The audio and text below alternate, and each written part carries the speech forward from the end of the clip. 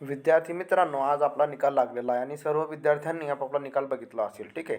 तर काही विद्यार्थ्यांना असं वाटत असेल की आपला जो रिझल्ट आहे, आपल्याला कमी मार्क्स मिळाले किंवा आपण रिचेकिंगला टाकून आपल्याला मार्क्स मिळू शकतात. त्यासाठी इथं बघा, आज एक जी आर आलेला आहे बघा, एक नोटीस आली आहे MSBTद्वारे.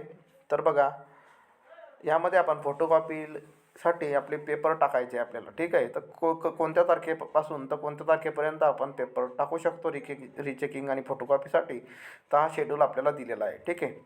तर बघा विद्यार्थी मित्रांनो, एक नंबरला बघा, स्टुडंट लॉग इनद्वारे अर्ज सादर करण्याचा कालावधी. फोटोकॉपी ज्या विद्यार्थ्यांना फोटोकॉपी टाकायची त्यांनी 5 व 6 जानेवारी म्हणजे येत्या 3-4 दिवसामध्ये सोमवार आणि मंगळवारी हा अर्ज सादर करायचा आहे आपल्या कॉलेजमध्ये. ठीक आहे. आणि त्याच्यानंतर मग इन्स्टिट्यूटमध्ये 5, 6 आणि 7 या 3 दिवसामध्ये तुम्हाला पेमेंट वगैरे करून तो अर्ज पुढे पाठवला जाईल कॉलेजद्वारे. ठीक आहे. बाकी नंतर मग बाकीच्या ज्या सूचना आहे बघा, तर तुम्ही या GRमध्ये वाचू शकतात पुढील गोष्टी काय काय होणार आहेत. ठीक आहे. तर अशा प्रकारच्या ज्या डेट आहेत, तर हा पूर्ण GR मी तुम्हाला ह्या व्हिडिओच्या लिंकमध्ये टाकून देतो. ठीक आहे. डिस्क्रिप्शनमध्ये जाऊन त्या लिंकवरती क्लिक करून तुम्ही हा पूर्ण GR वाचू शकता.